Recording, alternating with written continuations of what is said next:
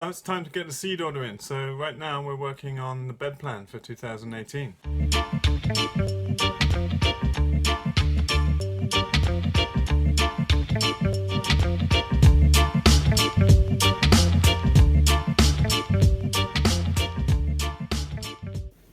Veg planning is always a complicated task, and we use about 400 different spreadsheets, it seems like, to do that process. I'm sitting with Matt and we're going through notes from the season and compiling strategically what we want to do this year.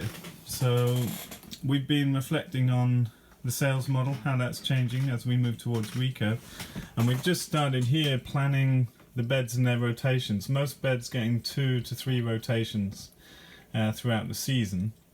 Everything's rotated around. Each season we're rotating the plan around. So the pen's a bit faded on here. You might remember me talking about the bed system, but we've labelled all the beds. This is N1 and they're blocks of 10 beds. So N1, 1 to 10, and then N2, N3. So the principle of our rotation, we have east, west, south beds and 2 lots of north beds. These are the new beds we first used this year. But basically everything rotates numerically and towards the lowest number. So what was grown in N2 essentially is being grown in N1 this next year. We don't follow strict rotation because we try and keep to families of plants, but it's not practical. We've worked out how many beds of what we want to sell based on the demand and what makes a good rounded share of vegetables. We don't strictly grow just high profit vegetables. We grow a mixed sort of family style. It's orientated towards a balanced rounded diet where you've always got cooking greens, salad greens, some interesting vegetables, some roots, etc. What are some of the main things that we've been talking about up to now? We've been working on this since yesterday now to look at open spaces in beds, and what are some of the key things that we've chucked out or included this time, would you say? I think what we're trying to do is fit everything together like a nice puzzle and sort of taking into account the varieties more so than just the vegetables that we want to grow. And if you factor in the days to maturity and the veg you're using at different times a year, you can get that third succession. And we actually had beds this year that had a fourth succession. It wasn't actually planned for. And so by experiencing that, it's just realizing, hey, like we can get a lot more value out of these square feet. Yeah, Rico changes everything now. If we move towards, like something we've talked about is not selling boxes anymore, but selling boxes like a CSA, but they're made of bunches like we would sell on Rico, and it gives us a different standard unit for measuring the output of each bed. Like everything's measured in bunches now rather than sharing a mass glut in the middle of summer, which is what happened a bit this year. Like we're giving away a lot of vegetables, which is common in a CSA setting, I guess. Yeah, I mean, one thing I've learned is it's easy to just grow an abundance of vegetables, but if you want to be able to quantify your potential, which you should want to, then that's what you need to have some type of a standardization for. If I put this many seeds of this veg in a bed, what can I get out of it? So by doing boxes based on Rico bunches, we can quantify each bed easily, and it won't matter who it goes to. The only difference will be maybe there's a small discount to someone who prepays, but as far as planning the amounts you can get out of the bed is going to be exactly the same. The only other variable is planning for restaurants. So then one of the next steps, I think, is creating a chart that shows where the peaks are of different veg to restaurants in the summertime, because we had a huge peak in July and August to restaurants, and then some of them are seasonal here and they shut down. A lot of restaurants seasonal here now. Yeah. It's interesting because Matt was talking about varieties, and it's partly combining what we want to grow with things that are rapid, obviously, because the difference in certain varieties, say for example certain lettuces going from 28 days to double that time, makes a huge difference in our short season. Like technically the last frost will come up to the 7th of June and can come again in mid-September. So to get these rotations out, we really have to plan carefully the varieties we choose over just the type of vegetable, and then how we want to harvest it. So there's a lot of back and forth with notes from this year, and again everything is so variant on the weather. Like the seasons are so dramatic. I think, Matt, in the time you've been here, it's been the wettest spring on record. It's been the driest spring on record. Yeah. We've had it's been a mix-up every year. It's very unpredictable. Yeah. Yeah, you just sort of have to, I guess, there's not much you can do, but just try to be ready and maybe plan for the best and assume the worst or something like that. Yeah. Matt did a lot of record keeping this year where we looked at gaps in the planting calendar that we wanted to then fill, and that's the process we've started doing now. Yeah, so at one point in the year, I wanted to see, for example, if I had time to fit varieties in. So it was the beginning of July, and I could see that we had rocket scheduled to go in on August 18th. So I was able to say, okay, well, I've got about 45 days here. What can I put in there? So we put in some 21-day radish, and so on, and able to see, okay, these beans are scheduled to be in the ground until the end of September. Do they actually need to be? And if I take them out in the beginning of September, what can I put in there? By doing this, we were able to get quite a lot more veg out of the ground, and it was done on the fly. So we're now doing this at the beginning of the year, and I think it's going to make a huge difference. Yeah, it's quite a lot of extra beds. We're now going to sort of tally up the amount of beds in total of each crop and check the succession of those just to see if our plan still makes sense, because we've been moving things around. We've scrubbed a few crops. We got rid of Calabrese again. We prefer to just grow good broccoli. And we're getting rid of some cabbages. We're going to grow more sauerkraut cabbages. They've been selling really well on Rico, and it's much better for us to put the extra work in and make sauerkraut than sell cabbage as a head cabbage. And obviously we're competing with large-scale field growers, and that's a crop that grows so well on the field scale here that it's not worth competing. But another complexity that we also have to work with here is the relative aspect of the beds and the sun. So for example, we're growing runner beans this year, which I'm excited about. We've always done field beans, but putting them at the back of the beds so they're not shading out other crops is a consideration we'll have. And we're playing around with, really refining how to lay it out in a way that optimizes the space over time and in relation to the orientation, etc.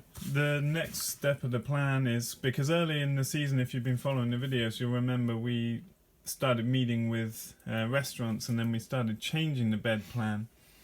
We have so many spreadsheets just based on changes and note keeping, but now we're trying to consolidate everything. Ultimately, the whole plan is to get all of the information you see on the screen. Once we've double checked it and we are happy with the varieties and seeding dates, we'll go down to the calendar level. And this is the operational procedure for running the garden. So it tells you when to take trays and seed them, how many of what variety, what to label them as. It tells you when to take them out the germination space to harden off. It tells you when to prepare beds, when to seed directly. And we'll have a harvest sheet based on this too. So the whole, it's a few days full-on work right now to then set up the whole season to make it more of an automated process when there's so many other things like the broilers and layers starting up in the spring. We have this Rico thing now, which, if you're watching for the first time, basically it's like a farmer's market, only everything is pre-sold through a Facebook page. And it's fantastic. And what it's essentially allowed us to do is, not just to extend our growing season and on both ends, but actually that we don't need to worry about the veg box dates. So our veg boxes were starting in the middle of June because we needed to have enough vegetables to make what would be a box. And it was ending at the end of October to have enough vegetables that would make a box. So actually now what we're doing is we're able to sell vegetables anytime we can have them, and we don't necessarily need to have them in the tunnel. Now it's the beginning of November, and I'm going to be bringing vegetables out of the gardens today to people. So to get a third succession and a fourth succession maybe on some of the beds, we'll be potting on things like kales and pak choys and some different things like that, so that by the time they eat, although they would technically be going in the ground too late, they'll already be grown quite to a healthy size when they go in. And it helps with flea beetle and things like that, having stronger plants, particularly in the spring. But we've been talking about this a lot with having the paper pot transplanter.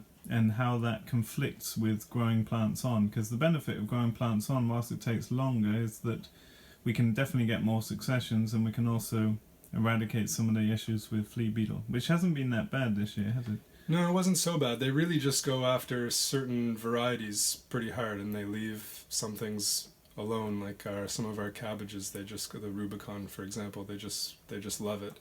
And we haven't been intending to plant so-called trap crops, but it's been working out like that. Like they're leaving the Hunsai Thai alone, which last year they ravaged, and they're in the bed next to it, just eating up the cabbages.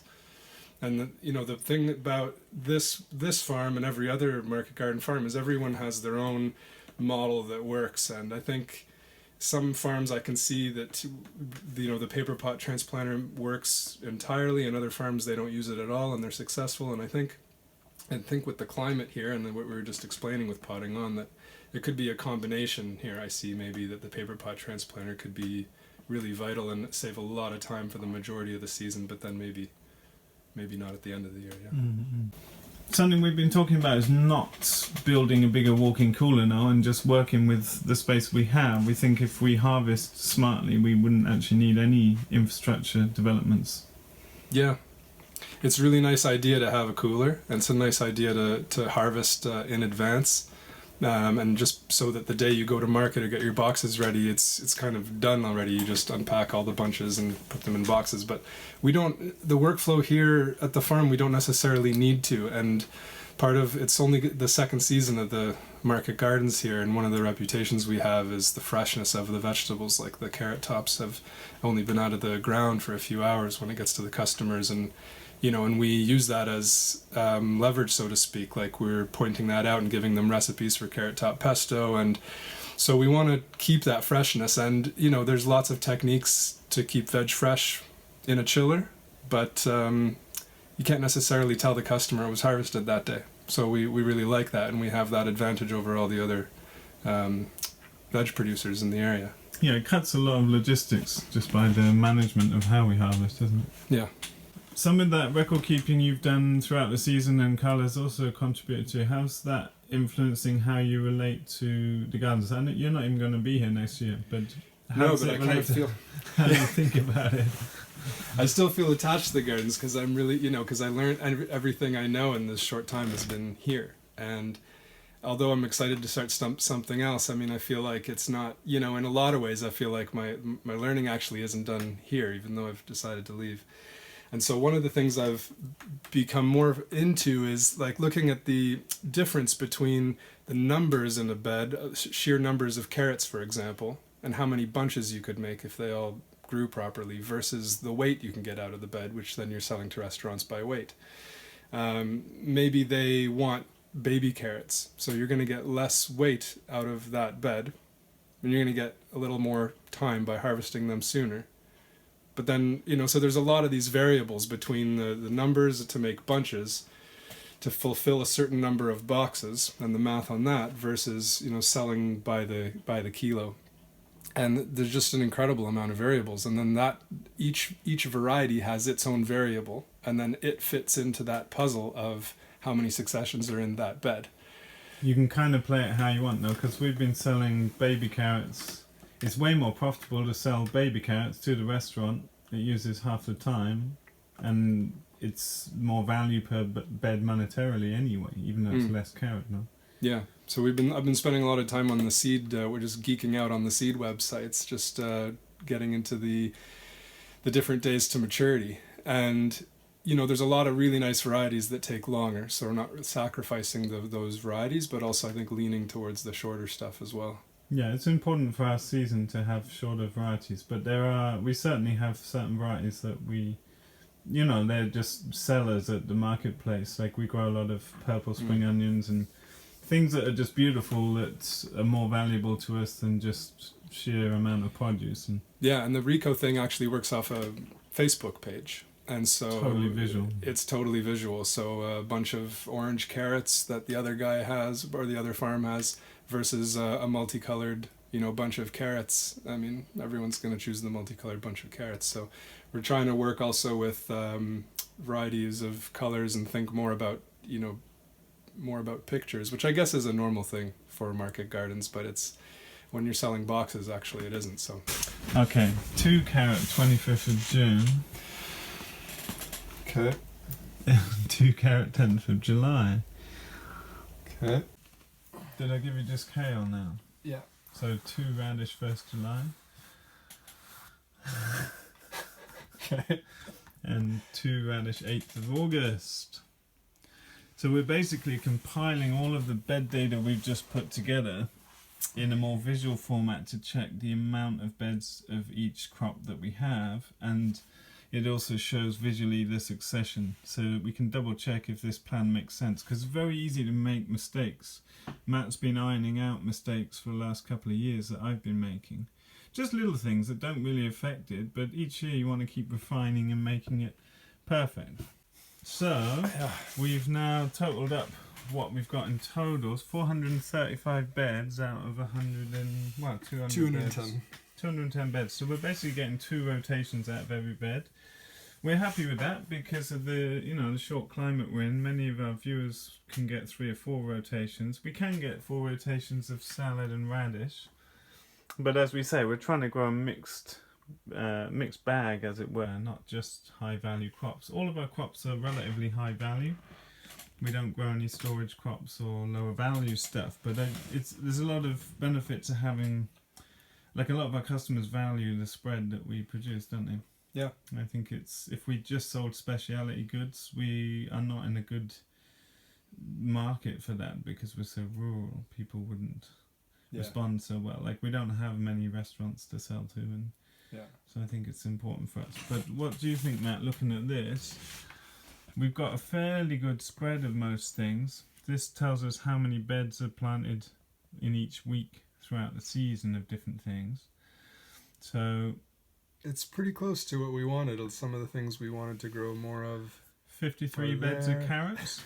What do you reckon? Is that a bit too many? I think it might be a couple. I think in this one here, 7 beds of carrots in the 3rd week of July. We can maybe cut that down and shift those beds. There's to 8 in here in June. We have 23 beds of spinach. I think that might be a bit too many, but overall it looks really good. Mesclun, is that a good target? I think we need a couple of more, maybe spread out, like 8 beds here. In these weeks here, we want to maybe shift some of these, but that's not as easy as moving these numbers here. Yeah. 5 beds there specifically for sauerkraut at the end of the year.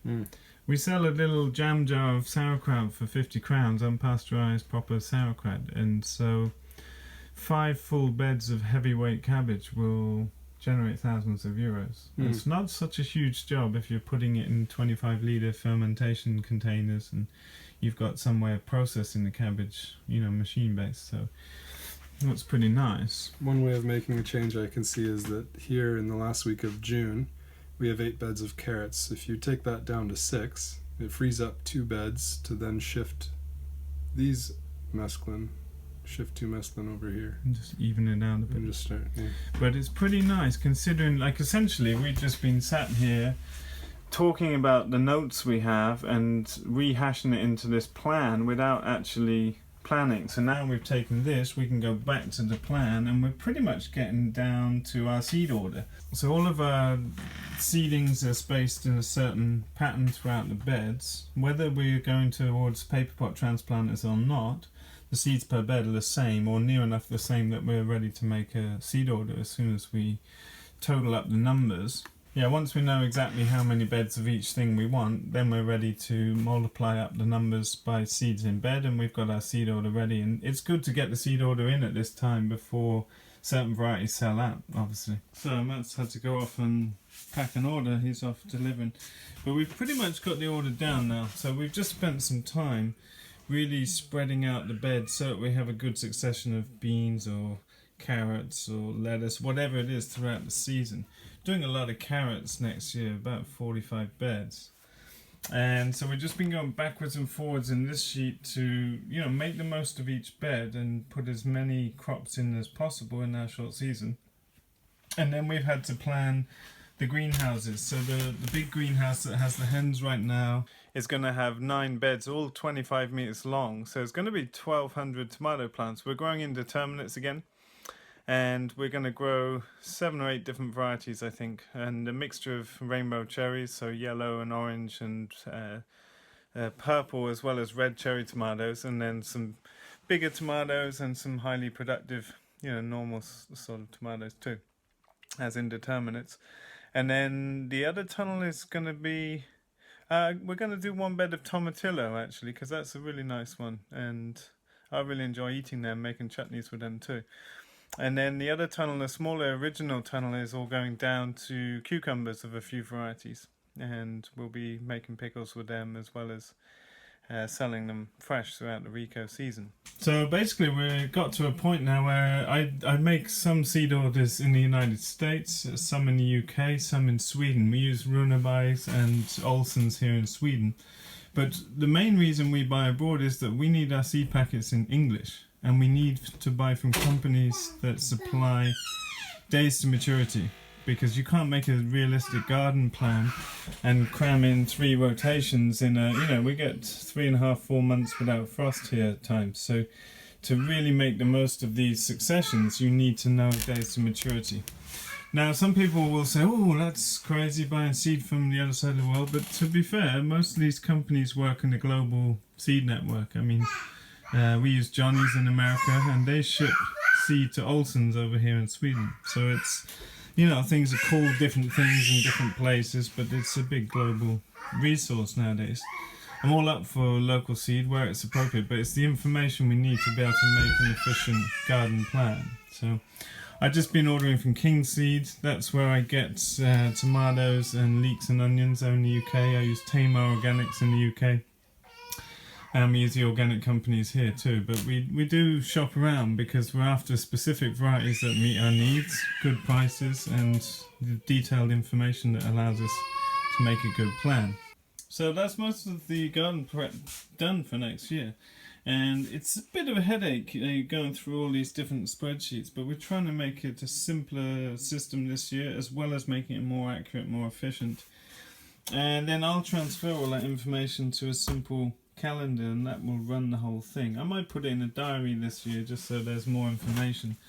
But essentially this whole thing is run by, 2 days work put in now, and the whole market garden planning is complete, and we just need to respond to what's going on the ground. So in this planting calendar there will be everything you need to do: when to seed, when to harden off, when to prep beds, and I might get it down to the level of even prepping the bed, so it's not left to chance. It's scheduled into a sensible workflow. So the last bit of this is just making sure all the work is scheduled for the weekdays. And then if certain days have excessive amount of seeding compared to a previous day that's open, I might just manually move things 1 or 2 days just to make sure the workload is even. But it's really lovely to, to be still sunny outside and still taking things out the garden. And we've already prepped the entire season for next year and filled all the gaps and get more production out of it than after, the great last couple of years we've had. Here's Raggy with one of his purple cabbages you grew this year. It's bigger than your head, dude. You can't even lift it up, can you?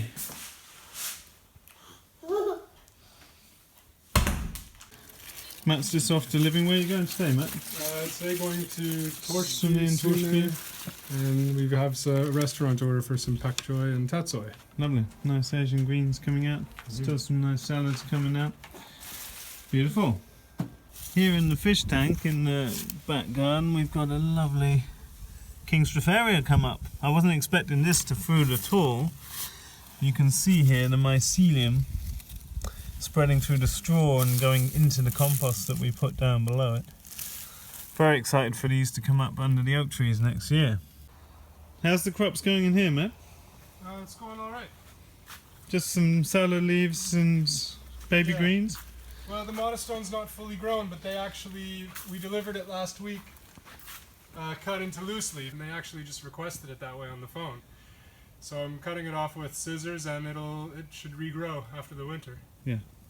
We've got some nice growth still happening. It's slower, obviously, with the temperatures down to freezing at night times. But having these row covers is allowing us to get a baby spinach crop. And we've got other Asian greens coming on under here too.